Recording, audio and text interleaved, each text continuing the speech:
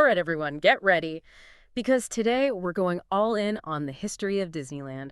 We've got excerpts covering the park's early years, and let me tell you, I've already found some stuff that'll surprise even the biggest Disney fans out there. Well, there's a good reason why Disneyland's origin story is so fascinating to people. It wasn't some, corporate scheme. It was Walt Disney's own personal dream, Mm-hmm.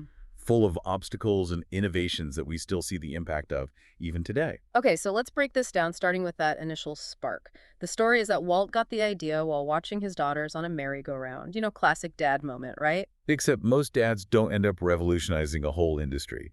What's really important to remember is that amusement parks back then, they were, well, think Coney Island, more about thrills than family fun. Walt wanted to create something completely different.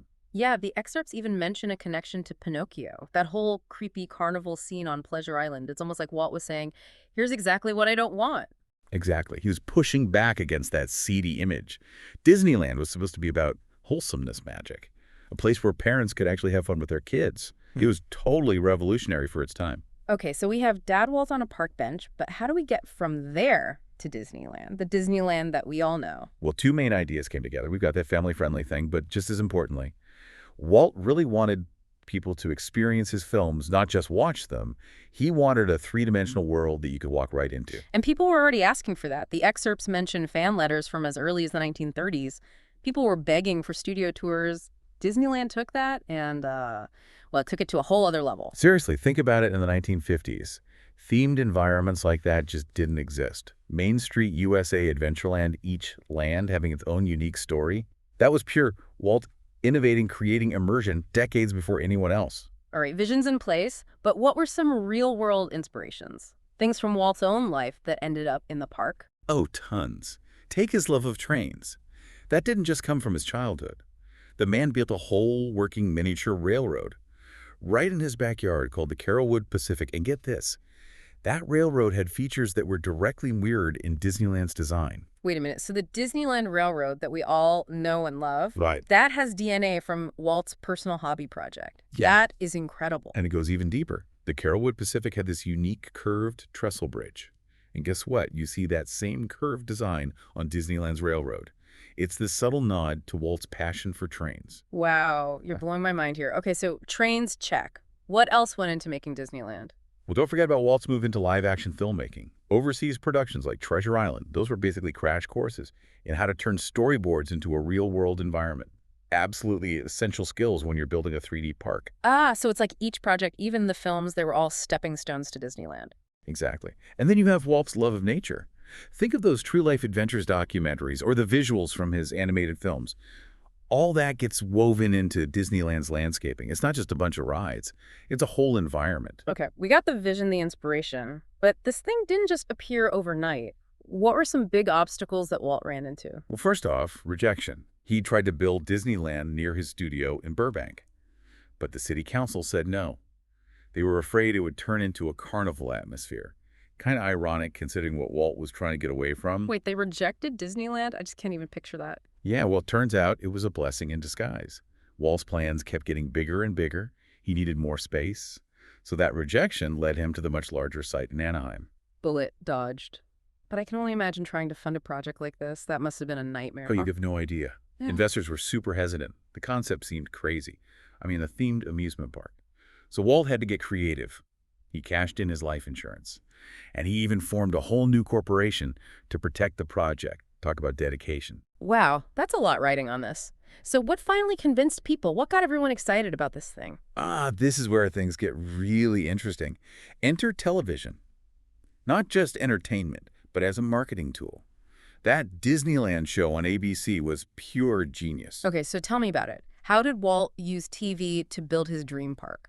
Each episode was themed around one of the future lands in Disneyland. Adventureland, Tomorrowland, the whole deal. It gave viewers a taste, a way to build anticipation. And every few months, they'd show behind-the-scenes glimpses of the park under construction. So he was basically making weekly commercials for Disneyland. Before it even existed, that's some next-level marketing. And I'm guessing it worked. Oh, it worked brilliantly. Yeah. The show was a smash hit. It got the whole country talking about Disneyland. Plus, the ABC deal brought in some really important funding, so construction was full steam ahead. Okay, so we have the spark, the ideas, the inspiration, the hurdles cleared, and TV getting everyone hyped.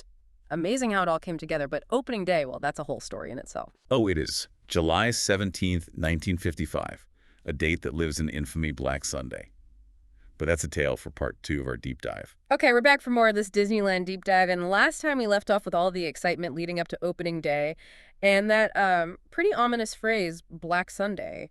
What exactly went wrong? And we'll just try to imagine this July 17th, 1955, Southern California is in the middle of this brutal heat wave. Almost 30,000 guests packed into the park. Plus, who even knows how many people snuck in with fake tickets? This is a recipe for disaster. Yeah, I'm sweating just thinking about it. But crowd control is one thing. What else turned the happiest place on Earth into a total meltdown? Oh gosh, where do I even begin? Well, there was a plumber strike going on, which meant that half the restrooms and drinking fountains were out of order. And the fresh asphalt on Main Street hadn't set yet, so women's heels were sinking right into the pavement. Can you imagine? Seriously, they broadcast all of this live on TV. Someone in PR must have been freaking out. Oh, they didn't just broadcast it. The TV coverage itself had all sorts of glitches. Even Walt got caught on camera snapping at the crew. It was not a good look. Ouch. I bet the press had a field day with all of this. Oh, are you kidding me? The headlines were brutal. They said Walt Disney's dream had turned into a total nightmare. They even called it a $17 million people trap that Mickey Mouse built. Wow. So did Disneyland just go under after that? I mean, how do you even recover from a PR disaster like that? We have to remember, Walt was incredibly resilient. He understood that even bad press is still press. So instead of panicking, he focused on fixing all the problems and making the park better. And you know what? Within just a few months, Disneyland welcomed its millionth visitor. Talk about a turnaround. So from near collapse to a cultural phenomenon in a matter of months. But it didn't stop there, right? Disneyland kept evolving. Absolutely. Walt famously said, Disneyland will never be completed as long as there is imagination left in the world. He was constantly tinkering, adding new attractions, and expanding the park. That's a big part of why it's so iconic. Okay, but let's get into the details here. The sources talk about Walt repurposing stuff from his films and using it in Disneyland, which is fascinating. Oh, totally. He was a master at finding new life for old props and set pieces. Not only was it cost-effective, but it also created this really tangible link between his movies and the park. I love that. It's like hidden Easter eggs for Disney fans. But let's zoom out again. Walt didn't do all of this alone, right? There were tons of people working behind the scenes. Oh, of course. You have the Imagineers, for starters. This amazing team of artists, engineers, and architects. They're the ones who brought Walt's vision to life, and they still do to this day.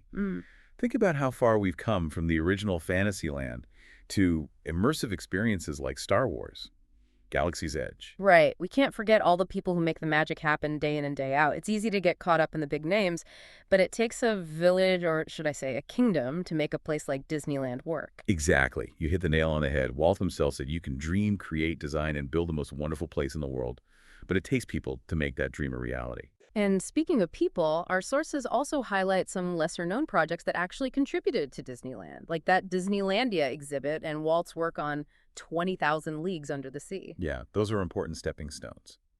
Disneylandia, even though it was eventually shelved, really explored the idea of creating these miniature 3D scenes with animation. It was a precursor to the audio animatronics that would become a staple of Disneyland. So even projects that didn't quite pan out still added to the overall vision. What about 20,000 Leagues? What did that bring to the table? Well, that film gave Walt's team experience working with large-scale special effects, like the giant squid. Some of the same artisans who worked on that movie later helped create iconic Disneyland attractions, like the Jungle Cruise. This is why I love doing these deep dives, uncovering these unexpected connections and seeing how all the pieces fit together. What's also really interesting is how each challenge Walt faced seemed to just fuel his determination. The Burbank rejection, the financial struggles, even that Black Sunday fiasco, he used those setbacks to refine his vision and make Disneyland even better. It sounds like there's a theme here: resilience. Disneyland is a testament to what can happen when you don't give up on your dreams, even when things get really tough. And speaking of dreams, I think it's time to talk about Disneyland's legacy, but we'll save that for part 3 of our deep dive. Okay, so here we are, the final part of our Disneyland deep dive. We talk about Walt's initial inspiration and all the craziness of those early years. Oh, let's get into Disneyland's legacy. This isn't just an amusement park. It's a cultural icon. You know, a symbol of imagination that spanned generations. And it's still going strong. New lands, new attractions. It's like Walt said, Disneyland will never be completed as long as there's imagination left in the world. Yeah, that quote really gets to the heart of it. Disneyland is all about embracing change. always looking for new ways to amaze visitors. Think about how far we've come from that original Fantasyland to these incredibly immersive worlds like Star Wars, Galaxy's Edge, and Pandora, the world of Avatar. It's pretty remarkable how Disneyland manages to stay relevant, Yeah. capturing the imaginations of new generations while still holding on to that classic Disney charm. It's not just the physical expansions, though. It's that deep emotional connection that people have with Disneyland. It's a place where families make memories, where dreams feel possible. You're right, it's way more than just rides. It's the whole atmosphere, the storytelling, the cast members who go above and beyond to make you feel like you're part of something truly special. Exactly. It's this meticulously crafted experience, a symphony of little details that all come together to create a feeling of wonder and immersion. Okay, so we've explored the past, we've touched on the present, but what about the future of Disneyland? What's next for this iconic park? Well, with technology always advancing and those Imagineers always pushing boundaries, the possibilities are pretty much limitless. Imagine even more immersive experiences, things that blur the lines between reality and fantasy. Ooh, like personalized adventures that are tailored to each guest's interests. Maybe that's a possibility. Or imagine entire lands that transform based on the time of day, or even the weather. The future of Disneyland really is only limited by our imagination. And speaking of imagination, we want to leave you with something to think about. Imagine that you have been tasked with designing a brand new land for Disneyland. What would it be? What unique experiences would it offer? What kind of story would you want to tell? Don't be afraid to think big. What kind of world could you create? An immersive world that would transport guests to a whole new realm of imagination and adventure. Share your ideas with us on social media, or better yet, talk about it with your friends and family. Keep that spirit of Disneyland alive by letting your imagination run wild. Because, like Walt Disney himself said, if you can dream it, you can do it. That's the real magic of Disneyland. It Yeah. reminds us that anything is possible. Well, that about wraps it up for our Disneyland deep dive. Thanks for joining us. And until next time, keep dreaming, keep exploring, and keep the magic alive.